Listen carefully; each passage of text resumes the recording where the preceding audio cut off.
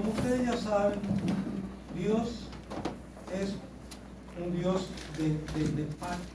Dios es un Dios, algunos llaman Dios de pactos, para referirse a la manera en que Dios ha tratado a través de la historia de la redención. Pero esto nos indica, hermanos, que también Dios es un Dios de orden. No es un Dios que improvisa. No es un Dios que, como ya también lo hemos mencionado en otras ocasiones, que tiene un plan A y un plan B, o por si se necesitara un plan C. No, Dios solamente tiene un plan.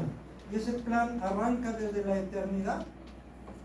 Y ese plan se le ha conocido como el plan de redención, que se ha llevado a cabo entre el Padre, el Hijo y el Espíritu Santo, y que se manifiesta en el plan de salvación, que en este caso se manifiesta en la vida de su pueblo, en la vida de su iglesia, en la vida de cada uno de nosotros.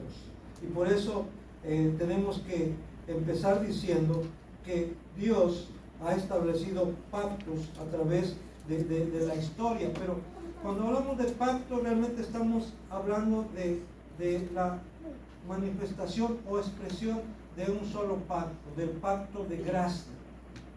Aunque a veces se hace esa distinción de que cuando Dios creó a Adán y a Eva, Dios hizo un pacto con ellos y se le ha denominado el pacto de obras, que ellos tenían que respetar, tenían que obedecer, no comer del árbol prohibido, porque si el día que comieran de él, ciertamente iban a morir. Y como sabemos por la historia sagrada, ellos desobedecieron a Dios, y entonces el hombre rompió con ese pacto. Por eso Dios tuvo que sacarlos del huerto de Edén. Pero Dios no dejó al hombre a la deriva. Dios ya había provisto una solución a ese problema. Aún por Apocalipsis sabemos que Juan vio a un cordero como inmolado desde el principio, desde antes de la fundación del mundo. Por lo cual quiere decir que Dios ya sabía que el hombre iba a caer, que el hombre iba a pecar, y Dios ya había provisto del remedio, de la solución. Y en este caso, pues la solución era que se ofreciese un sacrificio perfecto, vida por vida. Y por eso fue necesario que nuestro Señor Jesucristo, quien es el Cordero de Dios, que quita el pecado del mundo, ofreciera su vida para de esa manera darnos vida a nosotros. Todo esto, hermanos, enfatiza pues la iniciativa de Dios en cuanto hablamos de su trato con el hombre. Dios entonces desde siempre ha tratado con el hombre a través de pactos. Y vemos aquí, hermanos, en este pasaje cómo Dios establece un pacto con el pueblo de Israel. Y podemos decir que este pacto que Dios está estableciendo con el pueblo de Israel es la continuidad. No podemos decir el cumplimiento. Algunos dicen es el cumplimiento. No, es la continuidad del pacto que estableció con Abraham. Recuerden que a Abraham le dijo, yo quiero ser tu Dios y de tu descendencia después de ti. Pues aquí en este pacto Dios está confirmando esa promesa hecha a Abraham. Y esa promesa, ese pacto que inició con Abraham, corre a través de toda la Biblia, a través de toda la Escritura, y alcanza su culminación, su cumplimiento con la venida de Cristo, quien es el mediador de un mejor pacto. Y esto está expresado claramente en el libro a los Hebreos, en la carta a los Hebreos, en donde se dice que todas las figuras del Antiguo Testamento, o mejor dicho, todas las ceremonias, todo, aún el tabernáculo y los sacrificios, los holocaustos, todo ello, hermanos, era figura del que había de venir, sombra del que había de venir, o sea, de Cristo. Por eso, hermanos, ya no se necesita ningún sacrificio más. ¿Por qué? Porque el sacrificio de Cristo es perfecto, porque el sacrificio de Cristo es completo, porque el sacrificio de Cristo es suficiente para la remisión de todos nuestros pecados, no solamente de los presentes, no solamente de los pasados, sino aún de los futuros. Claro que tenemos la responsabilidad nosotros de confesar nuestros pecados, y no solamente de confesarlos, sino de renunciar al pecado también, y de esa manera estaremos demostrando que aceptamos el sacrificio de Cristo a nuestro favor, que aceptamos la obra de Cristo a nuestro favor. Vamos pues ahora a centrarnos en este capítulo 19 de Éxodo. Dios establece su pacto con el pueblo de Israel. Y vamos a ir viendo cómo es Dios quien llama a Moisés desde el monte Sinaí para que suba a él. Es Dios quien toma la iniciativa desde siempre, desde allá en el huerto de Edén, después de que Adán pecó. Bueno, aún desde antes, Dios era quien venía para convivir, para tener comunión con el hombre. Y después de que pecó, aunque el hombre se escondió, Dios lo buscó. Dios siempre ha tomado la iniciativa, no el hombre, no la criatura, el creador. Es Dios quien siempre busca al hombre. Hoy en la escuela dominical precisamente veíamos eso, ¿verdad? Cuando hablamos de las parábolas de la oveja perdida, de la moneda perdida, del hijo perdido. Es Dios buscando al hombre, es Dios buscando al pecador. Él mismo dijo que el Hijo del Hombre vino a buscar y a salvar ¿qué? Lo que se había perdido. Él vino a buscar y a salvar lo que se había perdido. Y vemos ahí en el versículo 3 de Éxodo 19, dice, y Moisés subió a Dios y Jehová lo llamó desde el monte.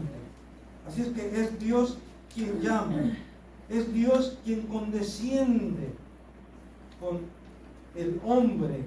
En este caso viene y condesciende con Moisés, pero aún así le dice, tienes que subir. Ya Dios condesciende en el sentido que su morada está en los cielos de los cielos.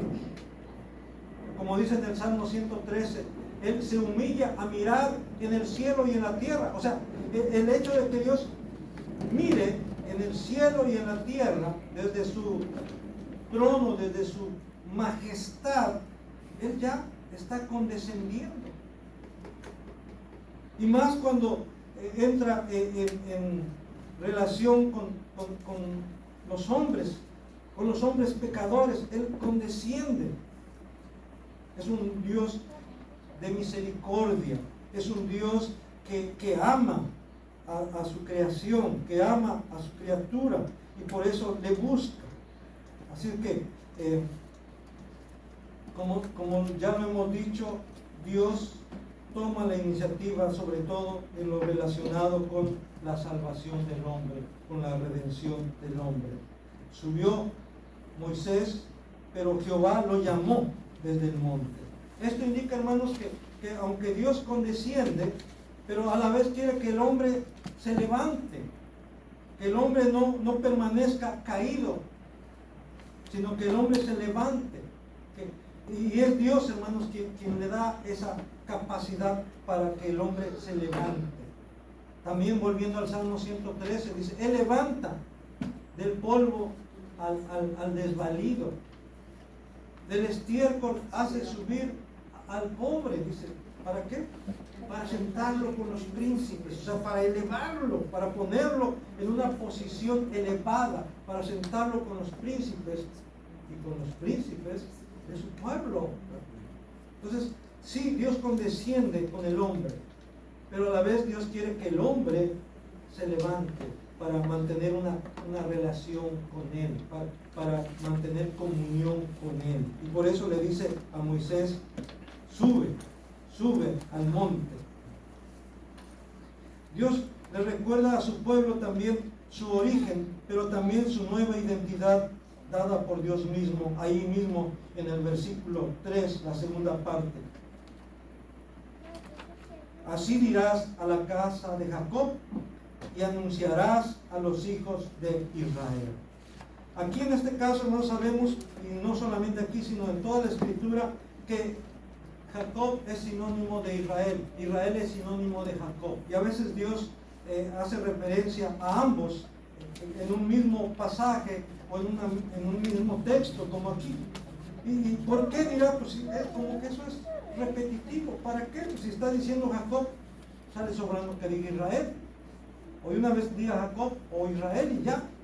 Pero ¿saben qué, hermanos? Todo lo que Dios hace tiene un propósito. Por eso se ha dicho que no hablamos de casualidad, sino de causalidad. No hay casualidad, sino causalidad. Esto quiere decir, hermanos, que todo en el universo no sucede por casualidad, no sucede por accidente. Todo tiene un propósito. Hay reglas en el universo, hay reglas en el cosmos que han sido establecidas por Dios mismo. ¿Por qué? Porque Dios mismo es un Dios de orden.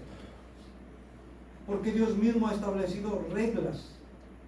Y si Dios ha establecido reglas para el universo, si Dios ha establecido reglas para la naturaleza, con mucho más razón tenemos que decir que Dios ha establecido reglas para la humanidad también. Que Dios ha establecido reglas, leyes para su pueblo. Y es lo que vamos a ver más adelante. Así es que aquí Dios le recuerda a su pueblo su origen. ¿Cuál era su origen? Eran hijos de Jacob. ¿Y quién era Jacob? ¿Qué quiere decir Jacob? Usurpador, ladrón, tramposo, tranza. Eso era lo que eran ellos, los hijos de Jacob era eso. Y vemos la historia también de los hijos de Jacob. Incluso asesinos, algunos de ellos, aún trataron de matar a su propio hermano, a José. Pero dice, pero ahora, ¿qué son? Son hijos de Israel. ¿Y qué significa Israel? Israel quiere decir el que lucha con Dios y vence. El que lucha con Dios y vence. Ya no es aquel que busca salirse con la suya o que quiere obtener las cosas a la mala, engañando, usurpando, robando, ¿no? Ahora su pueblo va a obtener las cosas, pero de parte de Dios. Ahora ya no va a luchar en sus propias fuerzas, ya no va a luchar por sí mismo, ahora va a luchar con Dios. Dios va a estar de parte de él, Dios va a estar a su lado y va a vencer. Esa es la promesa que Dios está haciendo y es lo que le está recordando a su pueblo. Así dirás a la casa de Jacob y anunciarás a los hijos de Israel. Esto, hermanos, tiene que ver también, si lo aplicamos a nosotros, a la iglesia, también es muy, muy aplicable. ¿De dónde venimos nosotros? El apóstol Pablo, cuando escribe a los Corintios, les dice, acuérdense de dónde vienen ustedes, quiénes eran ustedes antes. Dice, pero ya no más, le dice Dios a los Corintios a través del apóstol Pablo. Eso eran antes, pero ya no más. Ahora sabemos por la Escritura, dice que de modo que si alguno está en Cristo, ¿qué dice? Nueva criatura es. A veces sí tenemos que recordar de dónde venimos, pero no para quedarnos ahí, sino para ya no volver allá. Yo recuerdo a un tío que decía, hablando de que había salido ya allá de su tierra, de su rancho, ¿verdad? Allá donde había muchos problemas, muchas situaciones difíciles. Él decía, yo ya salí de Egipto y ya no vuelvo allá. Así para él era su Egipto allá. Salí de Egipto y ya no vuelvo allá. Hermanos, Nosotros también en un tiempo estuvimos en nuestro Egipto. Así como el pueblo de Israel estuvo en Egipto siendo esclavo de Faraón. Y nosotros también fuimos un tiempo esclavos de Faraón. Pero hemos sido rescatados, hemos sido librados para servir al Dios vivo, al Dios verdadero. Y por eso ya no más atrás, ya no vamos a volver atrás. Porque dice que si alguien pone la mano sobre el arado y mira hacia atrás, no es apto para el reino de los cielos. No es apto para el reino de los cielos. Tenemos que seguir hacia adelante. ¿Que va a haber obstáculos? Sí. ¿Que va a haber pruebas? Sí. ¿Que va a haber luchas? Sí. Pero hermanos, ya no estamos solos. Así como Jacob ya no iba a estar solo, y por eso Dios le cambió el nombre. Ahí en Génesis 32, 27 al 29, ya no se dirá más tu nombre Jacob, sino Israel será tu nombre, porque has luchado con Dios y has vencido. Así también a ti, mi hermano, mi hermano. Ahora Dios está contigo, está de tu parte. Él está luchando juntamente contigo y vas a vencer. Y vas a ser más que vencedora, como dice en Romanos capítulo 8, más que vencedores por medio de Jesucristo. No en tus propias fuerzas, sino es en el poder de Cristo. Más que vencedores, más que vencedoras en Cristo. Dios le revela a su pueblo el método y el propósito de por qué están allí. Ahí en el versículo 4 dice, vosotros visteis, dice, versículo 3 voy a leer. Y Moisés subió a Dios y Jehová lo llamó desde el monte diciendo, así dirás a la casa de Jacob y anunciarás a los hijos de Israel. Vosotros visteis lo que hice a los egipcios y cómo os tomé sobre alas de águilas y os he traído a mí. Y os he traído a mí. Y también voy a leer ahí el versículo 1 y 2. Dice, en el mes tercero de la salida de los hijos de Israel de la tierra de Egipto, en el mismo día llegaron al desierto de Sinaí. Habían salido de Refidim y llegaron al desierto de Sinaí y acamparon en el desierto. Y acampó allí Israel delante del monte. Recordemos un poquito, hermanos, que desde que salieron de Egipto, Dios los iba guiando. De día en una nube y de noche con fuego. Una columna de nube en el día y de noche en una columna de fuego. Y a donde se detenía la nube, o si era de día o si era de noche, donde se detenía ese fuego, que era una teofanía, que era una manifestación visible de Dios, el pueblo se detenía. Y cuando aquella nube se levantaba o aquella columna de fuego se levantaba, el pueblo de Israel tenía que levantarse también y partir. Estaban siendo guiados por Dios. Aunque aquí en estos versículos no dice que Dios hizo que se detuvieran ahí, pero damos por sentado, se da por entendido que es Dios quien los conduce hasta el desierto de Sinaí para que acampen delante del monte Sinaí, que más tarde este monte se le llegó a conocer como el monte de Dios, el monte Horeb o el monte Sinaí como el monte de Dios, porque ahí Dios se manifestó al pueblo de Israel, porque ahí Dios dio sus leyes a su pueblo.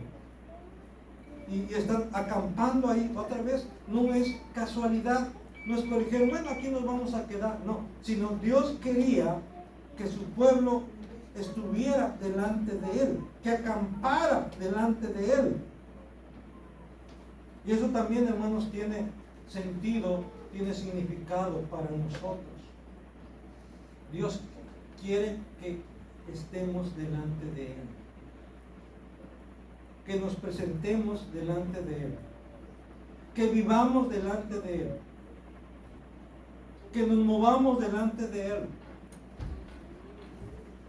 Por eso llevó a su pueblo hasta ese lugar y ellos acamparon delante del monte, delante de la presencia de Dios.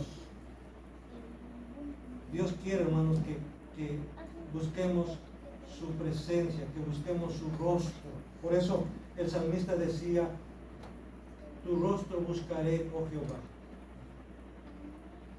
Tu rostro buscaré. No escondas tu rostro de mí. Entonces, como buscar el rostro de Dios es buscar, como entonamos ese canto, ¿verdad? Se oye bonito ese canto. Dice, quiero estar delante de ti. Quiero tu presencia. Quiero conocerte cada día más. Pero hermano, ¿cómo vas a conocer a Dios? O sea, se oye bonito, está bien la letra, y como que nos llega, ¿verdad? Pero realmente buscamos a Dios. ¿Cómo lo buscamos? ¿Cómo podemos buscarlo? ¿Cómo? Leyendo su palabra es una manera de buscar su voluntad. Orando. ¿Cómo más? Obedeciéndole, alabándole. Así es. Eso es buscar el rostro de Dios, es buscar su presencia. Y en la medida que hagamos eso, en esa medida estaremos siendo llenos del Espíritu Santo. Por eso Dios lleva a su pueblo para que esté delante de Él, para que viva delante de Él. Y eso que quería para el pueblo de Israel, lo quiere también para ti y para mí, lo quiere para su iglesia ahora. Él quiere que su iglesia viva delante de Él, esté delante de Él, que busque su presencia, que busque su rostro. Y vemos aquí, dice: vosotros visteis lo que hice a los egipcios, y cómo os tomé sobre alas de águilas, y os he traído a mí. Los he traído para mí, dice el Señor. Los quiero para mí. Dios es celoso y nos quiere para Él nada más. Él no nos quiere compartir con nadie más. Por eso, más adelante, cuando veamos el capítulo 20 de Éxodo, dice: yo soy Jehová tu Dios. Yo soy Jehová tu Dios. Yo soy tu Dios y tú eres mi pueblo, tú eres mío. Por eso dice: no tendrás dioses ajenos delante de mí. Y en el Nuevo Testamento dice que el Espíritu nos anhela celosamente, nos anhela celosamente. Y el Espíritu es el Espíritu de Cristo, el Espíritu Santo es el Espíritu de Cristo y es el Espíritu del Padre también. Así es que el Padre nos anhela celosamente, el Hijo nos anhela celosamente, el Espíritu Santo nos anhela celosamente. O sea, nos quiere solamente para ellos. No quiere compartirnos con nadie más. Y por eso les dice: yo los tomé sobre las alas de águilas y los he traído a mí. Recuerden, hermanos, no debemos olvidar el propósito por el cual Israel fue librado de la esclavitud de Egipto.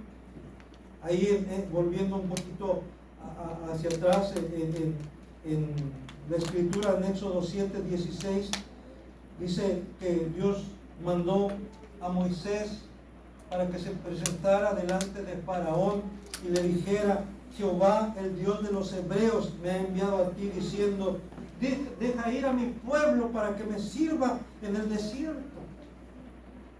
Y en otra ocasión también lo mismo: deja ir a mi pueblo para que me sirva. Y dice: y tú no has querido dejarlo ir. Dios le está diciendo: Israel es mi pueblo. Tú tienes tu pueblo, pero Israel es mi pueblo. Y quiero que mi pueblo me sirva. Y que me sirva donde yo quiero y como yo quiero. ¿No? Eso es importante también. Dios quiere que le sirvamos como Él quiere y en donde Él quiere, en los términos que Él quiere. Y por eso le dice, deja ir a mi pueblo para que me sirva en el desierto. Dirán, ¿y por qué en el desierto? ¿Por qué no allá en el monte? ¿Por qué no allá en un valle verde? ¿Por qué en el desierto? Reflexione un poquito sobre eso. Yo podría ahorita darles algunas de por qué en el desierto. Una de las cosas no es porque en el desierto es donde se forma el carácter.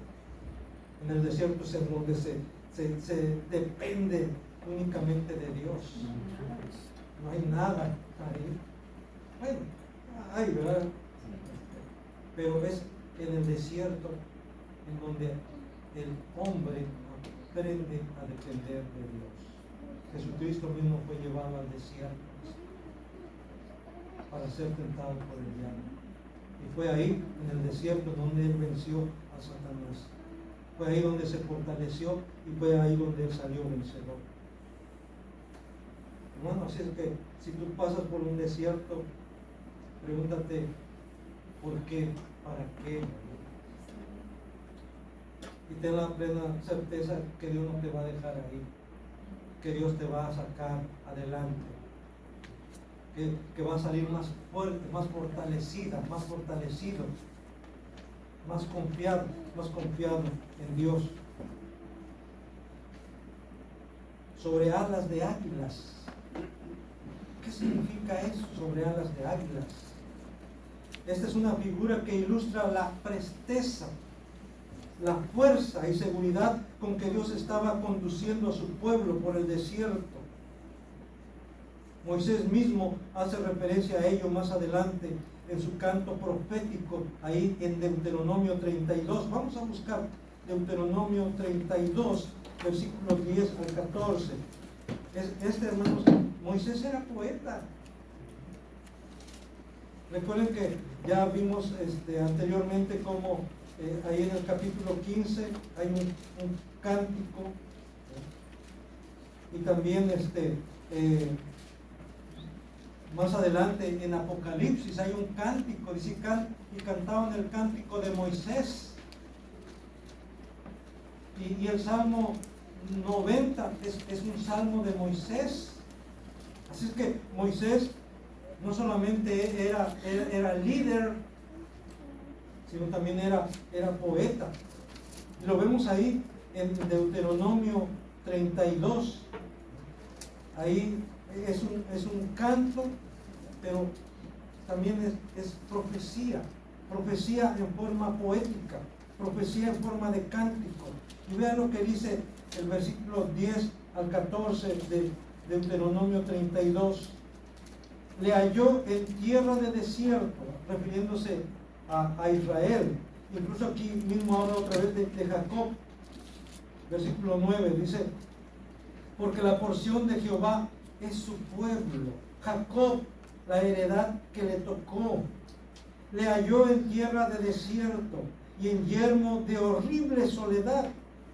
Lo trajo alrededor, lo instruyó, lo guardó como a la niña de su ojo, como el águila que excita su nidada, revolotea sobre sus pollos, extiende sus alas, los toma, los lleva sobre sus plumas. Jehová solo le guió, y con él no hubo Dios extraño. Le hizo subir sobre las alturas de la tierra y comió los frutos del campo, e hizo que chupase miel de la peña y aceite del duro pedernal, mantequilla de vacas y leche de ovejas, con grosura de corderos y carneros de Basán, también machos cabríos, con lo mejor del trigo y de la sangre de la uva bebiste vino. Eso todavía no pasaba, pero iba a pasar. Y Moisés, inspirado por el Espíritu Santo, Dios le está revelando lo que le tiene preparado para su pueblo. Pero ahí hace mención de eso, ¿verdad? Dice, lo trajo alrededor, lo instruyó, lo guardó como a la niña de su ojo, como en águila que excita su mirada, revolotea sobre sus pollos, extiende sus alas, los toma, los lleva sobre sus plumas. Esto pone de manifiesto el cuidado que Dios tiene de su pueblo, que Dios tuvo de su pueblo, que Dios sigue teniendo de su pueblo. Por eso el Salmo 91 dice: el que habita al abrigo del Altísimo morará bajo la sombra, bajo las alas, bajo la protección del Omnipotente.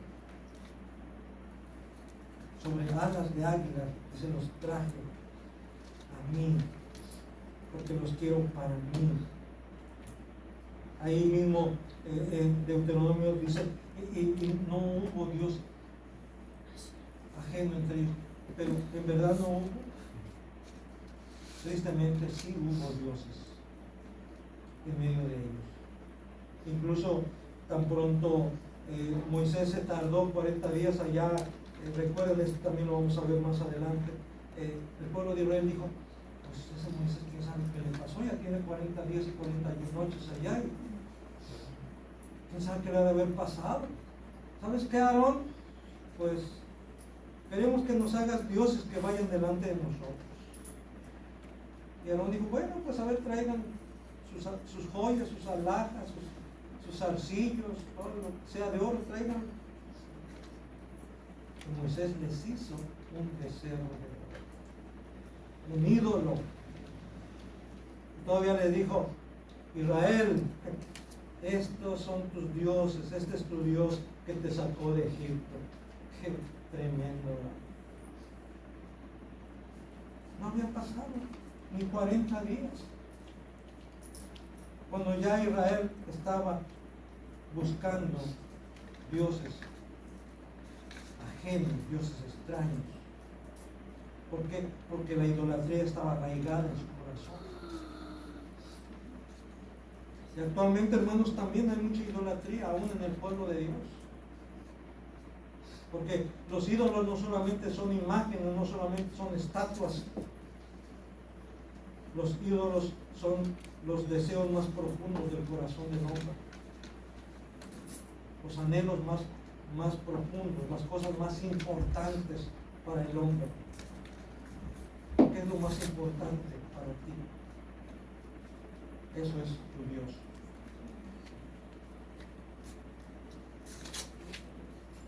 ¿Por qué? Porque la idolatría está arraigada en el corazón del hombre.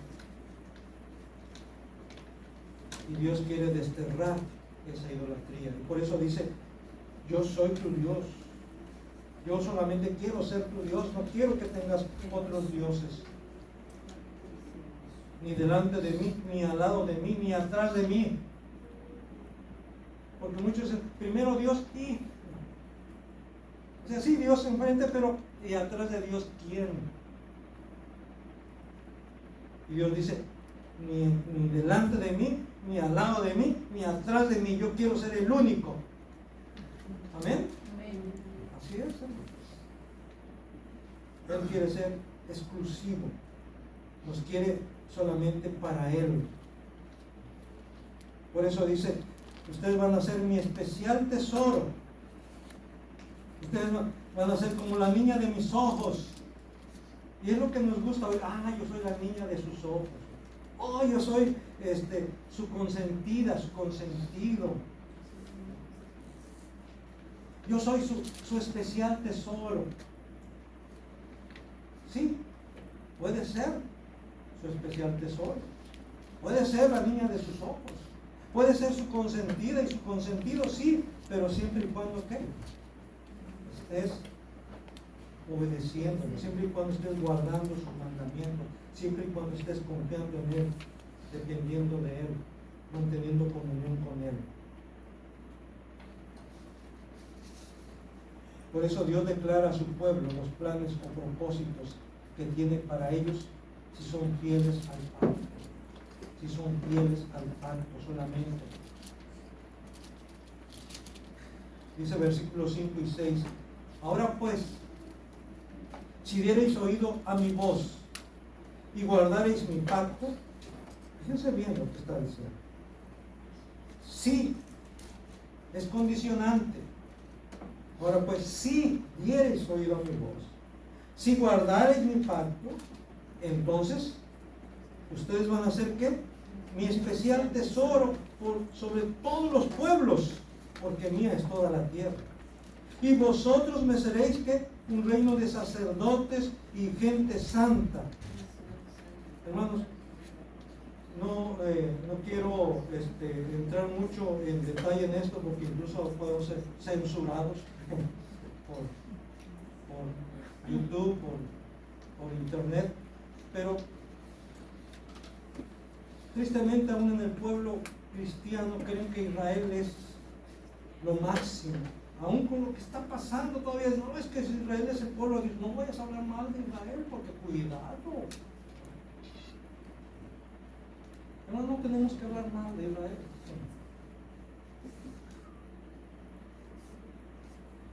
Lo que están haciendo, como están actuando, no hay manera de defenderlo. Pero es que Dios dijo que su pueblo, y que haga lo que haga, sigue siendo su pueblo. Pero, sí, de veras, haga lo que haga, sigue siendo su pueblo. ¿Qué dice aquí, hermanos? Sí, ustedes van a ser mi especial tesoro.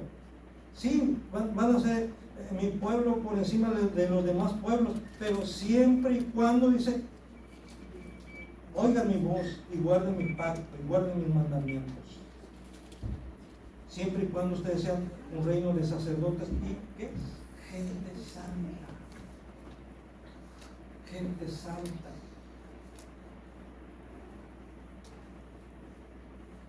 La nación de Israel es gente santa. Yo creo que hay gente santa, porque la Biblia da testimonio de ello, que aún desde la antigüedad Dios ha tenido un remanente dentro del pueblo de Israel. Un pueblo que ha sido fiel a Dios. Yo creo que hay dentro de la nación de Israel un remanente de Dios. Hay pueblo de Dios ahí también. Claro que sí. Pero ahí está, hermanos, la condición. Y esto, hermanos, se renueva en el Nuevo Testamento, pero ya no es para el pueblo de Israel como nación, ya no es para los hijos de Jacob, ya no son para los hijos de Israel, no, ahora es para todos los creyentes, no importa de qué nacionalidad sea, no importa el color de tu piel, no importa tu idioma. Dice Primera de Pedro capítulo 2 versículos 9 y 10, hablando de los creyentes, dice, mas vosotros sois ¿qué?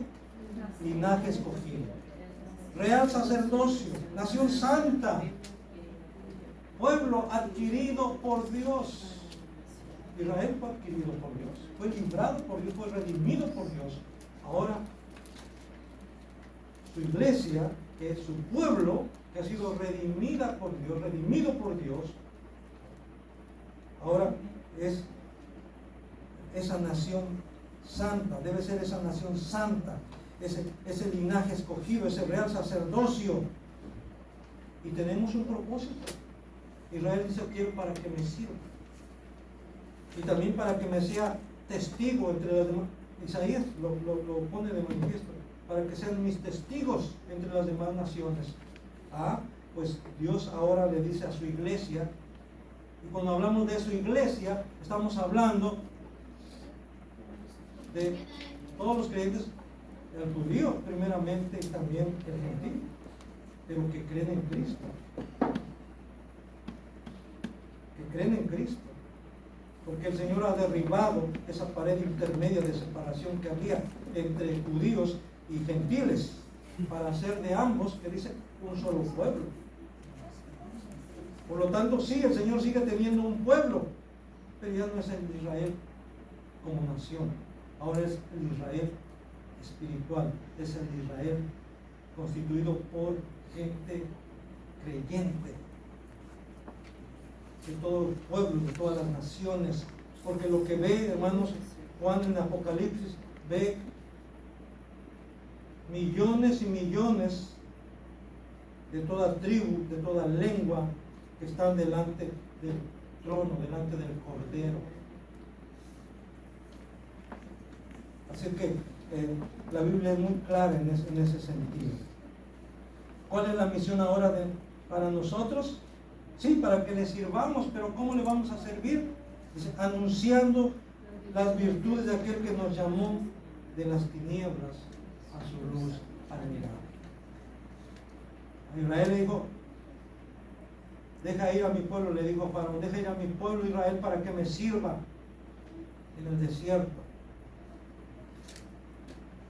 Y ahora a su iglesia le dice, yo quiero que me sirvan, proclamando, dando a conocer mi nombre entre las gentes, entre las naciones,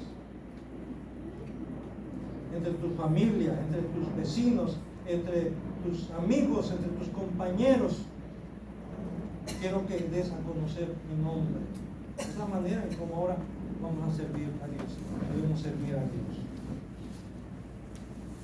El pueblo escucha las palabras de Jehová dadas a través de Moisés y se compromete a obedecerlas. Versículos 7 y 8 dice, entonces vino Moisés y llamó a los ancianos del pueblo y expuso en presencia de ellos todas estas palabras que Jehová le había mandado. Y todo el pueblo respondió a una y dijeron, todo lo que Jehová ha dicho, haremos. Y Moisés refirió a Jehová las palabras del pueblo. Dijo el pueblo, todo lo que Jehová ha dicho, eso vamos a hacer. Vamos a obedecer todo lo que Jehová ha dicho. ¿Eran sinceros? Yo creo sí. Pero hermanos, tal vez no habían sopesado el compromiso que estaban adquiriendo. Tal vez no estaban plenamente conscientes de lo que estaban diciendo, a lo que se estaban comprometiendo. Por eso más adelante, cuando ya Moisés ya no está y Josué queda al frente, ahí en los primeros capítulos de Josué, Josué llama nuevamente al pueblo a comprometerse delante de Dios. Y el pueblo dijeron, sí, vamos a hacer así como Jehová ha dicho. Y Josué le dijo, no, lo siento, pero no, ustedes no van a poder servir a Dios así como Él lo dice. Porque tienen que quitar los dioses ajenos que hay en medio de ustedes. Entonces sí había dioses ajenos en medio. Sí había idolatría. Dice, ustedes no van a poder servir a Dios así hasta que se deshagan de sus ídolos. Aquí vemos que dice el pueblo, sí, vamos a hacer todo lo que Jehová ha dicho, todo lo que Jehová ha mandado. Hermanos, también nosotros nos hemos comprometido delante de Dios, hemos dicho sí. Y cuando nos hacemos miembros de la iglesia, antes de hacernos miembros, recibimos un curso de doctrina cristiana, recibimos instrucción de más o menos cómo es el gobierno presbiteriano, cómo es la doctrina presbiteriana, la forma de gobierno. Por lo menos a grandes rasgos reciben esta información. Un curso que dura aproximadamente un año. Alguien dirá, pero ¿para qué tanto? Cuando la gente en el Nuevo Testamento se bautizaban, luego. Bueno, ahí encontramos, pero seguían siendo instruidos.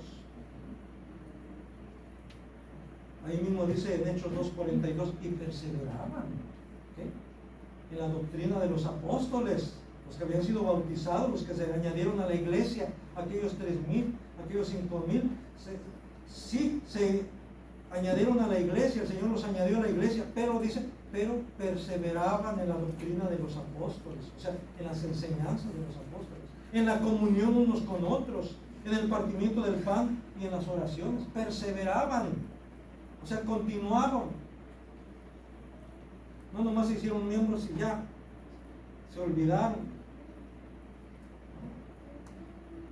perseveraban. Me recuerda esto mucho a los hermanos de Chiapas, ellos utilizan mucho esta palabra, perseverar. Estoy perseverando. Debes perseverar. Debemos perseverar. delante del Señor. Y por eso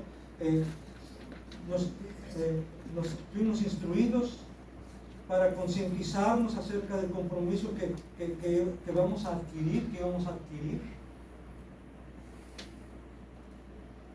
Y por eso sí, hermanos, es importante que recordemos el compromiso que hemos hecho delante de Dios. Cuando se nos recibió como miembros, estuvimos enfrente y se nos preguntó, ¿no?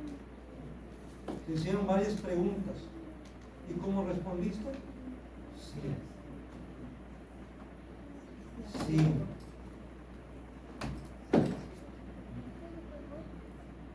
Así como el pueblo de Israel. Sí. Pero tenemos que marcar una diferencia, hermanos, en el pueblo de Israel. Que nuestro sí sea sí, como dijo Jesús. Que tu sí sea sí. ¿Qué quiere decir? Que lo sostengas. Que si te has... Acuérdate, hermano, el compromiso, el pacto que tú hiciste, primeramente y antes que nada lo hiciste delante de Dios. Te estás comprometiendo delante de Dios, te comprometiste delante de Dios. Y la iglesia solamente es testigo de ese compromiso. En segundo lugar, por supuesto, también has hecho un compromiso con la iglesia. ¿Sí? Pero primeramente es con Dios. Y por eso el primero que te va a pedir cuentas es Dios. Luego, por supuesto, también la iglesia tiene el derecho, los ancianos, el pastor, los ancianos, los oficiales de la iglesia también tienen el derecho de pedir cuenta qué está pasando con tu fidelidad a la iglesia.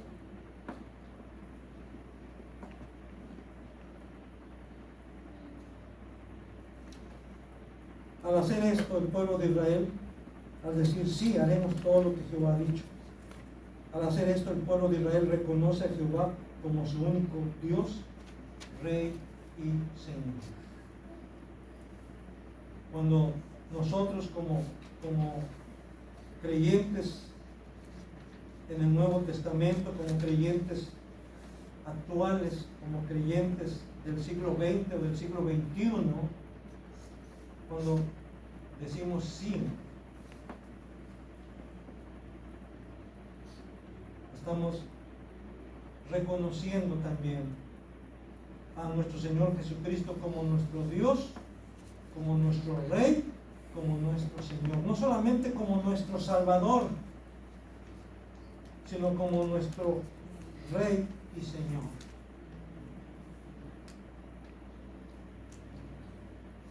Y si es Rey y Señor, entonces tenemos que obedecer. Porque si no, Jesús mismo dice, ¿por qué me dices, por qué me llamas Señor, Señor, y no haces lo que yo te digo?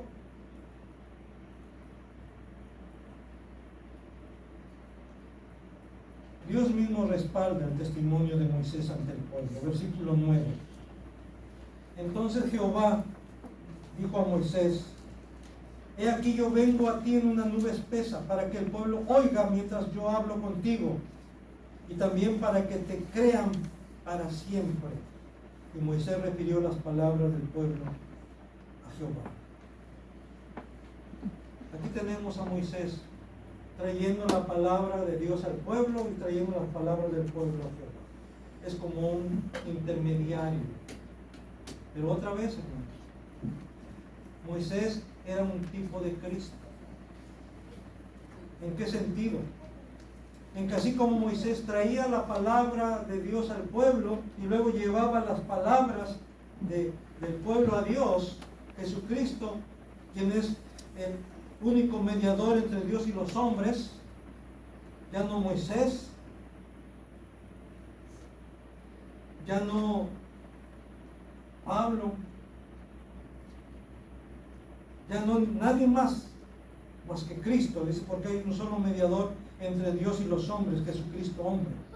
Entonces, en ese sentido, Moisés era un tipo de Cristo, en el sentido de que ahora es Cristo quien ha revelado la voluntad de Dios al mundo, a nosotros, y también es Cristo quien quien presenta ahora nuestras oraciones, nuestras peticiones delante del Padre. Por eso oramos en el nombre de Jesucristo. Por eso, así, cuando terminamos de orar o aún durante la oración decimos, te lo rogamos, te lo pedimos en el nombre de nuestro Señor Jesucristo. Es por medio de Cristo solamente. Y vemos aquí como Dios respalda a Moisés. Dice, ¿cómo muestra su respaldo? Dice, yo voy a venir, cuando venga a hablar contigo, voy a manifestarme en una nube espesa.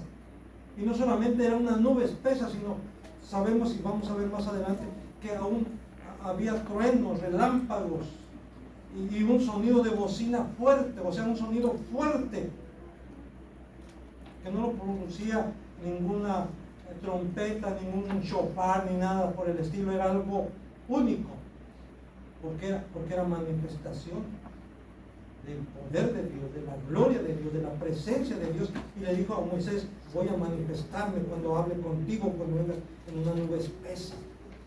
¿Para qué? Para que el pueblo oiga mientras yo hablo contigo. Y también para que te crean, para que el pueblo reconozca que tú me estás sirviendo a mí, que tú eres mi siervo. Voy a respaldarte siempre. Y lo mismo cuando Josué sucedió a Moisés, Dios le dijo, así como estuve con Moisés, estaré contigo. Solamente, mira, esfuérzate y sé valiente. Solamente que no se aparte de ti este libro de la ley, sino que medita de día y de noche en él, para que hagas conforme a lo que en él está escrito. Y dice Dios, y yo voy a respaldarte, yo voy a estar contigo. Así ha sido Dios con todos sus siervos y profetas. De Samuel dice que no dejó caer ni una sola palabra, ni una de sus palabras, o sea, de Moisés, de Samuel. ¿Por qué? Porque Dios respaldó las palabras de Samuel. Porque Dios respaldó las palabras de Isaías, porque Dios respaldó las palabras de Jeremías, porque Dios respaldó las palabras de Oseas, porque Dios respaldó las palabras de sus apóstoles, porque Dios sobre todo nos respaldó las palabras de su Hijo Jesucristo. Ahí en Mateo 3, 16 y 17, Jesús, después de que fue bautizado, subió luego del agua, y aquí los cielos le fueron abiertos y vio al Espíritu de Dios que descendía como paloma y venía sobre él.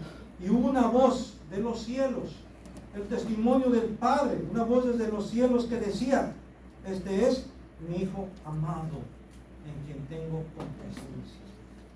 Este es mi Hijo amado. Dios respaldando a su Hijo. Así que, hermanos, lo que tenemos aquí en este libro no son las ideas o los conceptos de seres humanos. Algunos así los consideran, no, que la Biblia pues, es producto del hombre. No, este libro, hermanos, no solamente contiene la palabra de Dios, no solamente contiene la voluntad de Dios. Este libro es la palabra de Dios. Este libro es la voluntad de Dios. Por eso se le llama Antiguo Testamento y Nuevo Testamento. ¿Qué? Un testamento que contiene la voluntad del testador. Y un testamento se hace para que se obedezca lo que dice el testamento, para que se haga así como dice el testamento. Pues aquí tenemos, hermanos, el testamento de Dios, dividido en dos partes, antiguo y nuevo, pero es un solo testamento. Y si ese es el testamento de Dios, ¿es para qué? para que se haga como está en el testamento, para que se obedezcan las palabras del testamento, para que se haga su voluntad, se obedezca su voluntad. Amén. Amén. Que Dios nos ayude, hermanos, a obedecer.